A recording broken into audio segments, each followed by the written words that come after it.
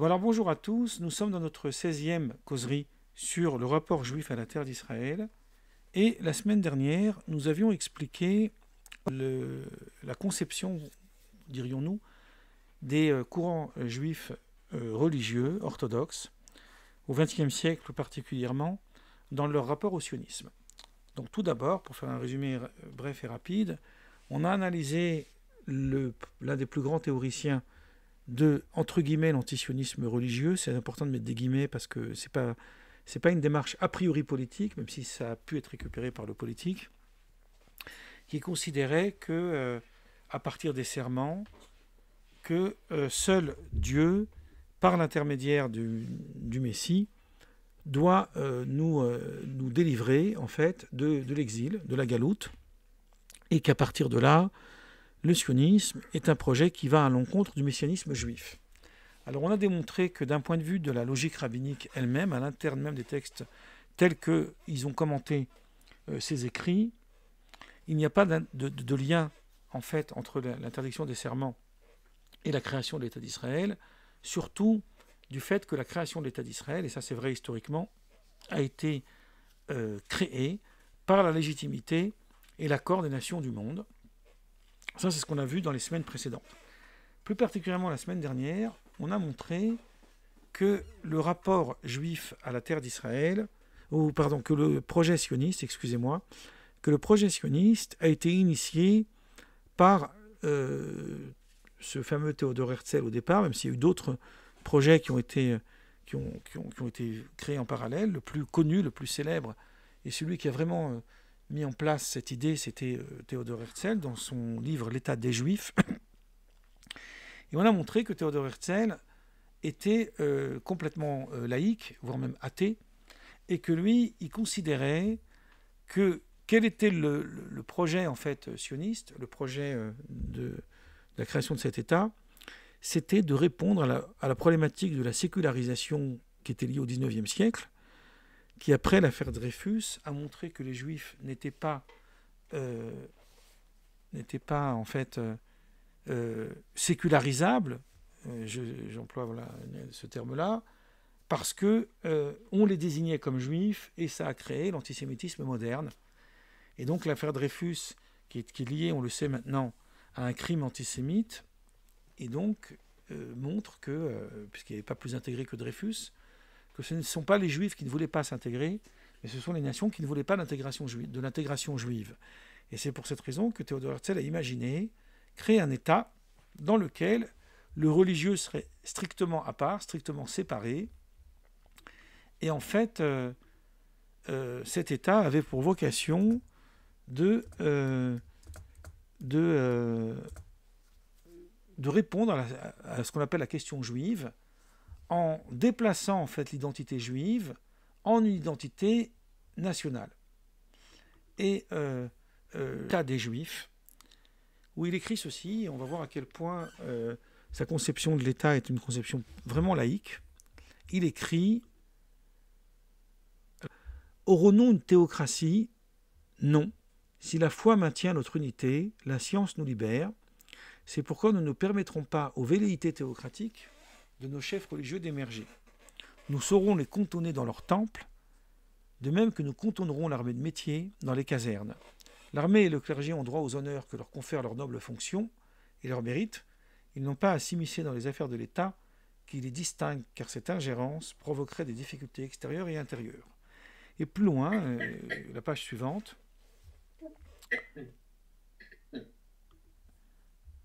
et donc plus loin, la page suivante, Théodore Herzl nous dit « S'il se trouve parmi nous des fidèles appartenant à d'autres religions ou à d'autres nationalités, nous leur garantirons une protection honorable et l'égalité des droits.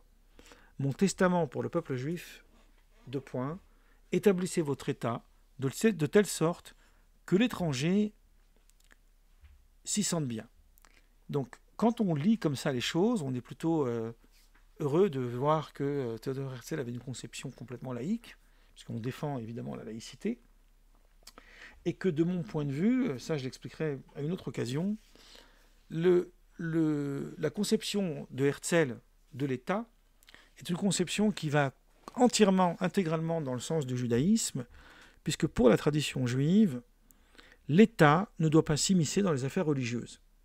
Et c'est la meilleure façon de garantir la liberté du culte. Ce que beaucoup de croyants et religieux ne comprennent pas, en essayant de vouloir injecter en fait du religieux dans la conception de l'État, ils ne comprennent pas ils en finissent par donner la mainmise du religieux à l'État, et donc c'est à double tranchant, si vous voulez. Ça ne garantit pas la liberté du culte, bien au contraire, ça la restreint. Alors je ferme la parenthèse, mais ce qui est important de dire ici, ce que j'ai dit déjà la semaine dernière, c'est que pour Théodore Herzl, la définition du juif, du terme juif, se déplace et devient une définition séculière. Elle cesse d'être le paradigme du judaïsme en étant une définition religieuse. Donc on comprend à partir de là que le projet d'Herzl, il ne poursuit pas du tout la même logique que le projet religieux qui consiste à dire que seul un Messie rétablira la royauté d'Israël telle qu'elle était lors du premier royaume. Ça, ce sont les termes de Maïmonide, c'est-à-dire l'époque du roi David, etc. C'est pas du tout cela dont il est question dans le projet d'Herzl, c'est le premier élément. Et le deuxième élément, le courant juif orthodoxe ne peut pas se satisfaire, ne peut pas se contenter d'un tel déplacement d'identité juive, et donc il ne peut pas s'accorder avec le projet sioniste. Donc la radicalité du discours religieux qui instrumentalise le sionisme à des fins d'extrémisme tel qu'on le connaît aujourd'hui, elle va venir plus tard. Mais à ce moment-là, tous les courants religieux vont s'y opposer à une nuance près que je vais aborder un peu plus loin. Si ce n'est pas cette semaine, ça sera la semaine prochaine. Parce que là, j'ai quelque chose d'important à dire ici. C'est une chose que j'ai déjà dite plusieurs fois, mais je vais essayer de la développer. De mon point de vue, je vais le dire d'une façon d'une manière un peu de boutade, le projet sioniste, en fait, de Théodore Herzl, la création de ce fameux État des Juifs, n'a jamais vu le jour. Et je pèse mes mots. C'est-à-dire que l'État d'Israël qui existe aujourd'hui, qui a été initié qui a été créé, on va dire, par Ben Gurion, finalement, en 1948, n'est pas l'État que Théodore Herzl voulait créer. Donc, l'État d'Israël d'aujourd'hui n'est pas l'État de Théodore Herzl. Il y a une nuance de taille. Et cette nuance de taille, elle nous vient justement par rapport à cette problématique. Et c'est très intéressant de comprendre l'importance des noms, des mots. Le sens des mots ont une conséquence radicale dans la compréhension des êtres et donc dans l'histoire. Dans mon livre de la violence juive, je dis à un moment donné que je n'ai rien à reprocher à Théodore Herzl, même si je ne suis pas d'accord avec sa pensée. Je m'expliquerai pourquoi je ne suis pas d'accord. Je suis d'accord avec le point de départ de sa pensée, c'est-à-dire avec l'idée qu'il faut qu'il y ait un État des Juifs pour répondre au problème de l'antisémitisme, et cette question-là n'est pas résolue même encore aujourd'hui, donc sur ça je suis d'accord. C'est pour ça que je suis de ceux qui considèrent que l'État d'Israël est légitime, y compris d'un point de vue religieux, y compris d'un point de vue séculier, y compris d'un point de vue politique. La cause palestinienne, qui doit être aussi défendue, est un à côté du sujet, c'est-à-dire que ce sont deux sujets parallèles qui malheureusement s'entrechoquent, rentrent en concurrence, et il faut résoudre la question. Mais on ne résoudra pas la question en niant la légitimité d'existence de l'État d'Israël. Donc ça, c'est un point central dans ma réflexion. Je suis pour la paix, et la paix suppose que ce soit les deux peuples qui puissent s'organiser d'une manière pacifique, et pas l'un au détriment de l'autre. Je ferme la parenthèse, parce que je voudrais m'arrêter sur la problématique du mot. Donc dans mon livre de la violence juive, j'explique que le déplacement un peu sémantique que fait Théodore Herzl dans son projet d'État des Juifs révèle qu'il définit le juif tel qu'on définit aujourd'hui l'israélien. Ce terme d'israélien est un terme récent, qui n'existe pas à l'époque de Théodore Herzl, on pourrait plutôt l'appeler le palestinien, puisque avant la création de l'État d'Israël, cette région du monde s'appelait la Palestine. Elle continue d'ailleurs à s'appeler la Palestine, mais ça s'appelle aussi Israël, puisqu'il y a eu l'État d'Israël qui s'est créé ici. Alors la Palestine ne renvoie pas au peuple palestinien d'aujourd'hui. Hein, il faut pas refaire l'histoire, mais ça renvoie à un terme qui remonte depuis l'époque romaine. Donc, cette problématique de l'israélien était définie pour Théodore Herzl par le juif.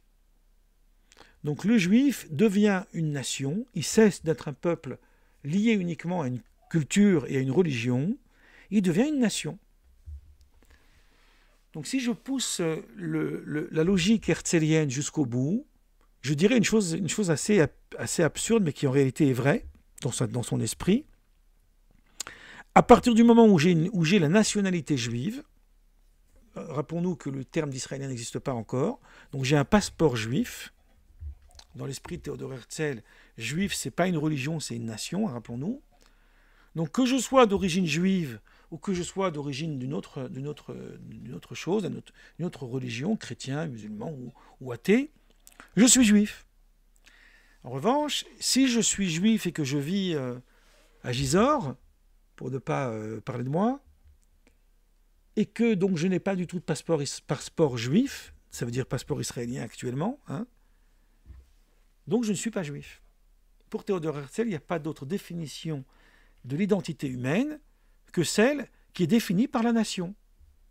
Donc je peux dire que je ne suis pas d'accord avec cet avis, mais je ne peux pas dire qu'il n'est pas cohérent.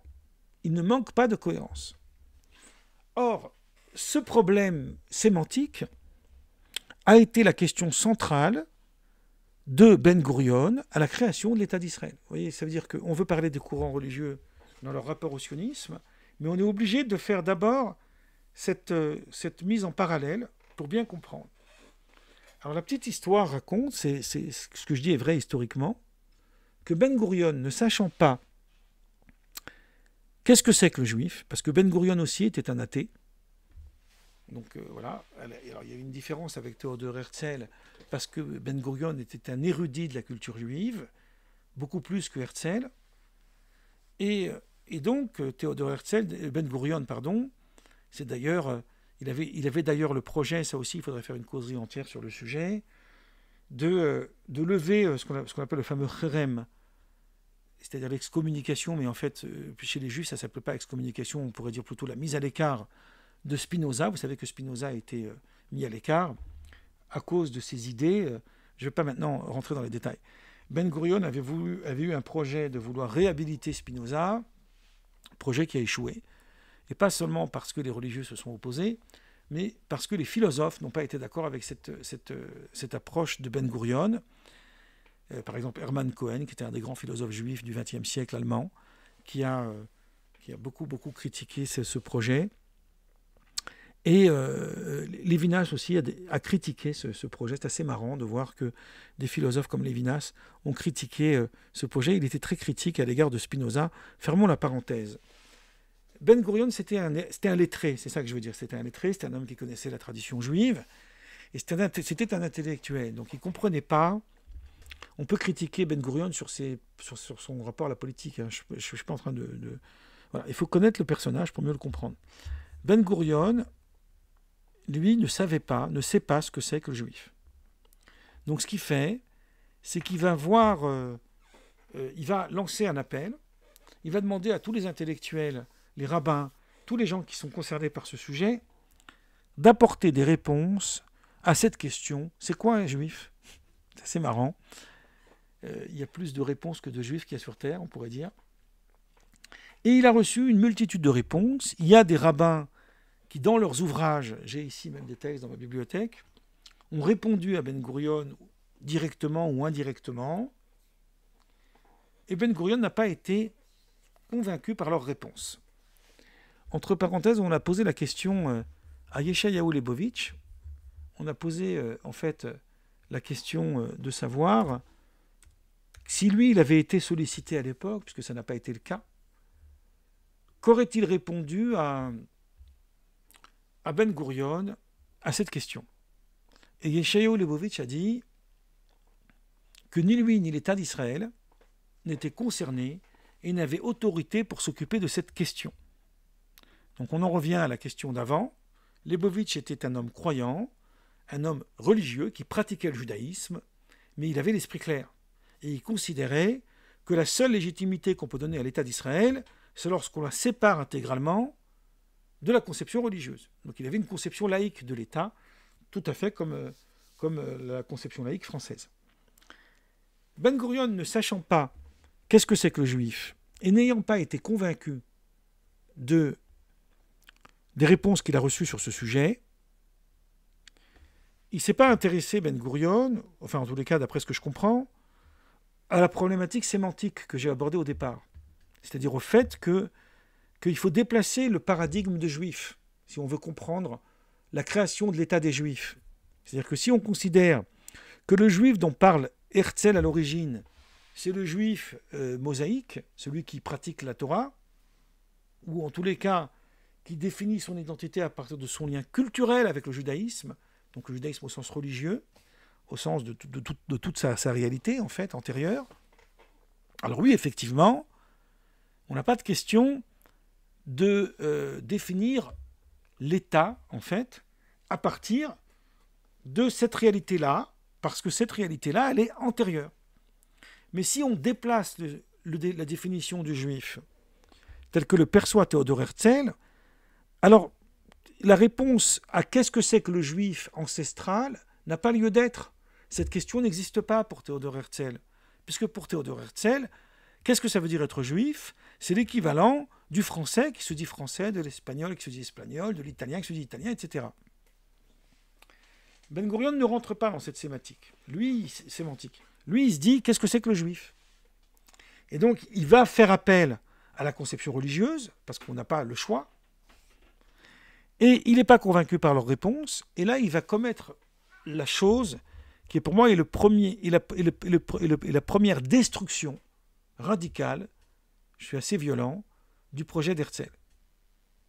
Il va considérer que puisque c'est comme cela, puisqu'un État séculier, voire même laïque, qui exige la séparation entre la synagogue ou l'église ou la mosquée, peu importe, mais ici c'est la synagogue, et l'État, ne peut pas définir, s'accorder en fait, avec une identité ancestrale, parce que c'est antinomique, c'est contradictoire dans les termes.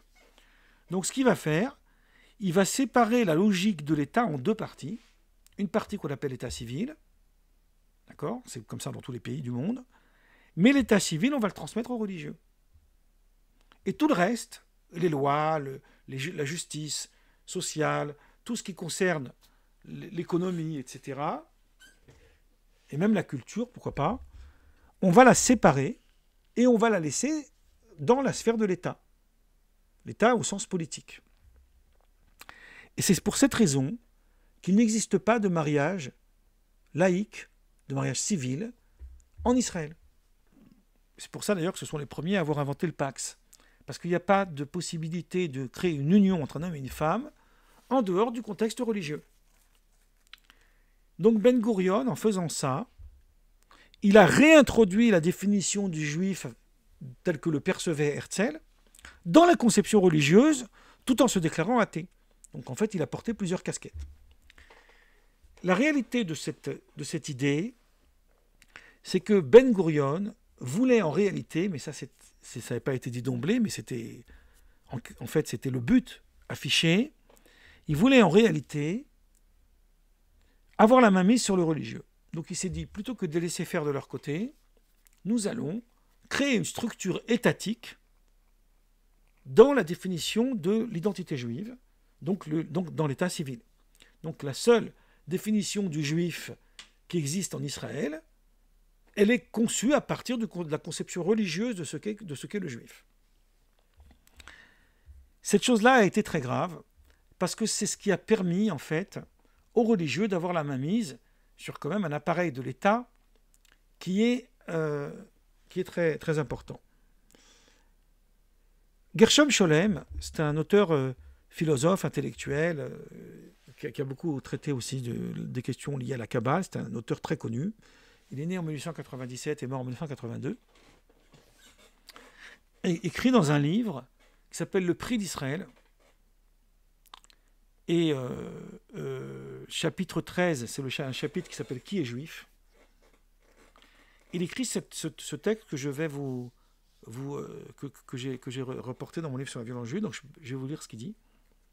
Il appelle carrément, en fait, ce projet de Ben Gurion le péché originel de l'État d'Israël.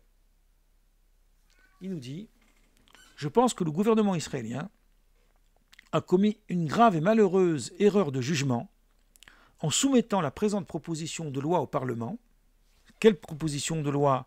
C'est-à-dire celle de déplacer, de transférer l'état civil aux religieux. Je pense qu'elle est malheureuse parce qu'ils essayent d'imposer des conditions qui sont rejetées par l'opinion publique. C'est une démarche que je déplore profondément et qui ne peut avoir que de fâcheuses conséquences pour la communauté tout entière. Il me semble qu'en donnant le pouvoir aux rabbins, il y a plusieurs années, et pour des raisons de commodité politique, M. Ben Gurion porte une grande part de responsabilité. Ce n'est pas le gouvernement de Golda Meir qui a commis ce péché originel, mais celui de Ben Gurion, qui n'aurait d'abord jamais dû accepter de présenter devant la Knesset un projet de loi imposant la loi rabbinique aux Juifs qui n'en veulent pas, créant dans un État démocratique comme Israël une situation qui ne permet pas le mariage civil et n'admet pas que les mariages entre Juifs puissent être célébrés par des rabbins orthodoxes. Donc cette loi a été nuisible, nous dit Ben Gurion, à la laïcité, en fait, à la création même de l'État d'Israël. Et j'ajoute, moi, de mon côté, dans mon livre de la violence juive, que ce cadeau d'avoir concédé l'état civil aux religieux est en réalité un cadeau empoisonné pour le religieux lui-même, puisque cette concession, elle vise le moyen subtil d'avoir la main mise sur les affaires religieuses. Alors que dans les responsa, c'est-à-dire dans les textes rabbiniques antérieurs, et même après, même plus récents, on peut trouver des textes que je cite, d'auteurs très classiques, des autorités en tous les cas très importantes dans le monde juif orthodoxe, qui considèrent que ce n'est pas à l'État de gérer les affaires religieuses. Donc il faut vraiment qu'il y ait une stricte séparation entre l'État et les religieux. Mais c'est ce point-là qui a, quelque part, permis une tentative de réconcilier les courants religieux avec l'existence de l'État d'Israël. Ça, je vais l'aborder la semaine prochaine, parce que là, je vais conclure. Mais c'est en réalité cette chose-là qui a permis les dérives qu'on connaît aujourd'hui dans la récupération du discours religieux à des fins d'un discours sioniste radical. Et en réalité, ça a commencé, de mon point de vue, d'abord par ce projet de Ben Gurion, peut-être d'une manière inconsciente. Il a projeté en fait la destruction de la réalité séculière de l'État d'Israël et laïque, et de l'autre, le religieux, qui a accepté ce que j'appelle cette corruption à long terme, a profité du petit pouvoir qu'on lui donne dans l'état civil et à se laisser soumettre par la mainmise du politique sur le religieux. Donc en fait, il y a des choses ici qui sont invraisemblables dans la création de cet État d'Israël et qui a été, pour moi, les prémices d'un véritable échec. Et puis ensuite, là où on a enfoncé le clou, c'est évidemment après la guerre de 6 jours, où ce qu'on appelle les lieux saints, alors qu'en réalité, cette notion de lieu saint est une notion qui n'a pas beaucoup de sens, ont été annexés après la guerre de 67. Donc toutes ces idées-là ont modifié le regard juif orthodoxe dans son rapport au sionisme. Cette idée-là sera abordée la semaine prochaine. Là, pour cette semaine, je vais m'arrêter là. Voilà.